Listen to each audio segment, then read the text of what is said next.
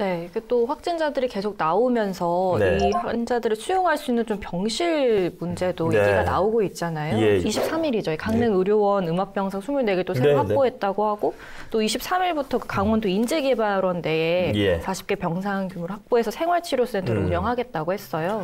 생활치료센터라는 게 저도 좀 필요성을 느꼈던 예. 게 철원 지역에서 취재를 할 때 그리고 네. 그 전에 홍천에서 집단 그 가족이 집단 감염됐을 때 예.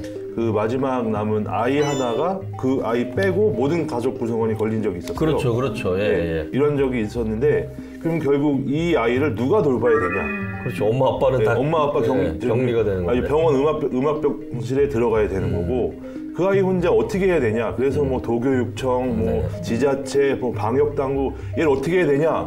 이렇게 하다 결국은 경기도 광주에 있는 생활치료센터로 보냈습니다. 애만? 다 같이. 아, 다 같이 네, 가족들이요? 다 같이. 어차피 이거는 방법이 없다. 네. 이렇게 해서 결국 보냈는데 결국 경기도 광주까지 가야 되는 상황인 거예요. 그러니까 강원도에는 그 지금처럼 가족 간의 집단 감염이 많이 없다 보니까 이 생활치료센터의 필요성을 많이 못 느꼈는데 지금 같은 경우는 가족 간의 감염이 계속 이어지고 있습니다. 그렇죠. 그렇게 되면 증상은 없는 상황들인데 음압병동을 가서 6인실 병동을 다 같이 써야 되냐 네. 뭐 이런 문제점이 있는데 생활치료센터를 가면 그냥 이렇게 방에서 그렇죠. 예, 가족 구성원들 그냥 집에 있던 사람들이 약간 콘도 같은 개념이잖아요. 예, 그렇죠. 네. 그래서 저희 기자들도 계속 요구했던 게 철원에서 그러면 생활치료센터를 해야 되는 거 아니냐. 아, 철원에. 네, 철원에. 아, 거기가 그런 환자들이 많으니까. 그렇죠. 그래 해야 되는 거 아니냐.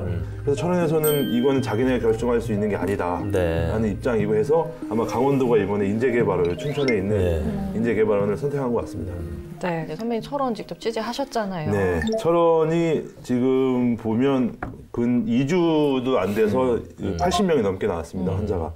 어떻게 보면 지난 12일에 이제 그 한 초등학교 교감 확진이 시작이 되면서 지역 간의 감염이 진짜 급속도로 퍼지고 있는 상황인 것 같은데 지금 이 검사 인원을 좀 봤어요. 제가 검사를 봤더니 23일 오전 기준으로 7,464명이 검사를 받았습니다. 이 철원 지역 인구가 44,000명인데 16.9%가 검사를 받은 겁니다. 지금 검사를 받으면서 일각에서는 이런 말도 해요. 뭐 검사를 계속 하니까 이게 나오는 거 아니냐. 하지만 철원이나 방역당국에서는 계속 검사를 해야 이걸 막을 수가 있다 보니까 계속 검사를 하고 있는데 제가 지금 철원에 딱 가면 되게 죽은 도시 같아요.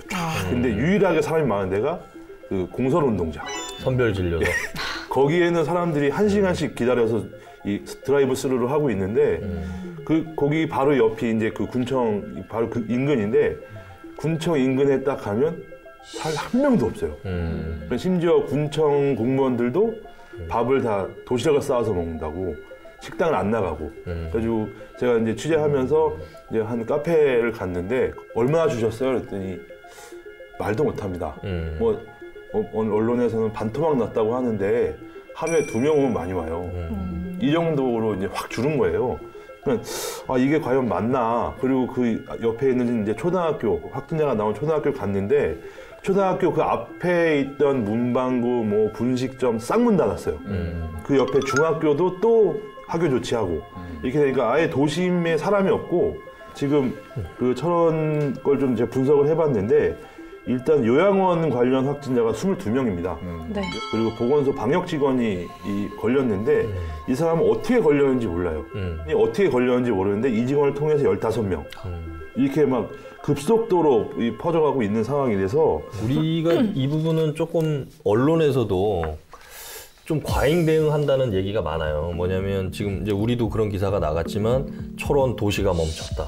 뭐 철원 쑥대밭, 도심 마비. 뭐 이제 이런 식의 이제 기사들이 결국은 언론에서 앞서서 나가다 보니까 이게 이제 과장 보도라고 볼 수는 없지만 이 상황이 정말 심각한 상황인지에 대해서 어떤 전문가들의 해석이라든지 진단이라든지 이런 것들을 전달하는 게 아니라 현상적으로 나오는 부분만을 너무 강조를 하다 보니까 오히려 아까 지금 장 기자가 얘기하는 대로 언론이 이것들을 계속 보도를 생산을 하면서 철원 사람들은 더 불안하게 만들고 결국은 철원 지역 경제가 멈춰서게 되는 어떤 악순환이 지금 되고 있는 거죠. 좀 언론에서도 냉정하고 좀 차분하게 좀 분석해주고 시민들의 걱정들을 좀 덜어줄 수 있는 이런 게 좀 필요할 것 같은데 불안감들을 더 불안하게 만드는 기사들 때문에 그런 거를 좀 우려하는 부분도 좀 있는 것 같아요. 이거는 아마 코로나19 처음 발생했을 때부터 정부가 네. 방향 자체를 네.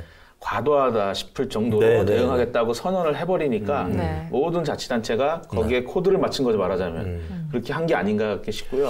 그래서 지금 요 정도 수준인데 네. 이제는 말씀하신 것처럼 그렇게까지 열심히 해가지고 이렇게 했는데 비교해 봤을 때는 이 정도까지 우리가 셧다운이라든지 이런 표현을 쓸 정도는 아니다라고 좀 그런 자정할 필요는 있지 않을까 그래서 싶네요. 진짜. 지금 그 코로나19에 대한 백신을 지금 다국적 제약회사들이 만들고 있다 그러잖아요. 근데 한국은 오히려 다국적 제약회사들이 우리 것 좀 사달라고 얘기를 한다는 거예요. 그러니까 뭐냐면 우리나라는 지금도 방역 조치를 잘 하고 있고 확진자들을 통제를 하고 있는 상황이 계속 유지가 되고 있기 때문에 굳이 아직 100% 안정성이 확인되지 않은 백신을 무리하게 빨리 안 사겠다는 거죠. 그러니까 이런 어떤 보도에 대해서도 우리가 좀 잘 곱씹어 보면 다른 나라들은 지금 락다운 조치를 하고 도시를 봉쇄했음에도 불구하고 계속 확진자가 나오고 있지만 우리나라는 지금 아까 말씀하신 것처럼 결국은 그게 안심할 수 있는 거예요. 왜? 확진자가 나와도 그 주변을 빠르게 동선을 추적을 하고 어떤 조치들이 이루어지다 보니까 일상생활을 해도 전혀 문제가 없는 거죠. 근데 이제 이런 면들이 아니라 언론에서 조금 과도하게 불안감들을 너무 나타내거나 지역이 마치 지금 마비가 걸려야 되는 게 당연한 것처럼 보도한다는 것도 좀 우리가 좀 그런 좀 냉정하고 차분하게 전문가들 의견도 좀 들어봤으면 그런 게 좋을 것 같다는 생각이 좀 들어요. 선배님도 코로나 검사 받으셨다면서요? 네, 저도 받았습니다. 어쩌다 그렇게 어쩌다가 되셨는지. 그러셨어요. 진짜 전 이게 철원 취재를 갔어요. 철원에 이제 확진자가 막 나와서 철원 취재를 이제 월요일 지난 16일에 철원 취재를 가서 취재를 하고 여기서 밥을 먹으면 나도 접촉자가 될 수가 있겠다. 이래서 인근 화천 산해면에 가서 늦게 심지어 점심시간이 지나서 거기서 점심을 먹었습니다. 식당에서. 점심을 다 먹고 맛있게 먹고 마스크 다 쓰고 막 취재 다니고 했는데 지난 금요일 날 갑자기 문자가 온 거예요? 재난 문자를 딱 받았는데 그 식당에 몇 시부터 몇 시에 간 사람은 선별진료 찾아서 검사 받으세요. 많이 듣던 식당인데? 이러고 봤더니 그 시간에 제가 있는 거예요. 이거 어떻게 해야 되지? 전 피해서 왔는데. 그러니까 되게 이런 경우가 지금 좀 황당한 경우이긴 한데 그쵸? 너무 네. 이게 이렇게 확산세가 되다 보니까 근데 막상 그 대상자가 돼 보니까 되게 황당해요. 네. 이게 뭐지? 이거 어떻게 해야 되지? 나 그러면 그동안 내가 만난 사람들은 어떡하지? 내가 지금 여기 현장에 있는 사람은 어떡하지? 이게 애가 많잖아요. 야, 우리 집은 코호트다. 우리 집은 내가 걸리면 우리 집은 코호트다 이건. 애가 넷이죠? 애가 넷이고 그 사이에 장모님도 왔다 가시고 어머님도 왔다 가시고 가족들이 다 왔다 갔는데 그 사람들만 해도 벌써 열 몇 명, 20명 가까이 되는 거예요. 그리고 내 이 회사의 이 구성원들 또 취재에 가서 만났던 사람들 이게 막 내리에 막 스쳐가는 거예요. 오만 생각이 다 내가 들어요. 누굴 만났지? 누굴 만났지? 그럼 검사 해서 결과는 어떻게? 그 검사 결과를 했지만 음성으로. 그래서 오늘 다행이다. 이렇게 녹화를 할 수 네. 있었던 네. 근데 양성이었으면 오늘도 휴방이었어요. 오늘 휴방이었는데 근데 제가 이거 하면서 좀 느꼈던 게 그런 게 제가 이제 그날 뭐 건강검진 때문에 이제 다른 지역에 있었는데 거기서 이제 문자를 받았어요. 근데 밀접 접촉자가 아니잖아요. 저는. 그러니까 그 사람이 갔다 온 1시간 후에 제가 들어간 거기 때문에 접촉은 아니지만 한 공간을 공유했다라는 의미에서 이 받은 건데 이걸 내가 어떻게 해야 되지? 이 병원에 내가 얘기를 하면 사람들이 나를 쳐다보고 다 이렇게 할 텐데 이 병원은 또 모든 게 중단이 될 텐데 어떡하지? 이런 고민 되게 많이 했고 그래서 그 지역에서 검사를 받으려고 갔더니 검사를 또 안 해주더라고요. 제가 여기서 검사를 받으면 바로 격리를 해야 되는데 차를 타고 이동하는 이런 게 있기 때문에 거주지에 있는 데 가서 받아라. 이런 얘기를 해서 이게 맞는 건가라는 좀 생각이 들었고 좀 너무하는 거 아닌가 이런 생각이 그거 들었습니다. 한번 짚어야 될 것 같지 않습니까? 네. 그래서 지금 강원도 코로나19 재확산에 대해서 좀 다들 어떻게 생각하시는지 한 줄 평으로 정리해 보겠습니다. 네. 제가 이번에 그 접촉자로 분류가 된 네. 해봤더니 느낀 점 하나 있습니다. 마스크가 답이다. 예, 마스크가 좋습니다. 답이다. 예. 저도 검사를 받고 나서 이제 네. 더 이상 남의 일이 아닌 코로나, 방심은 금물 하겠습니다. 전 세계적으로 지금 겨울철에 지금 상황이 좀 안 좋아요. 그래서 저는 코로나19 겨울 대유행 재진입 경고 여기까지로 하겠습니다. 경고. 경고. 확진자가 가까이 있어도 지금은 감염되지 않은 사례가 훨씬 더 많아요.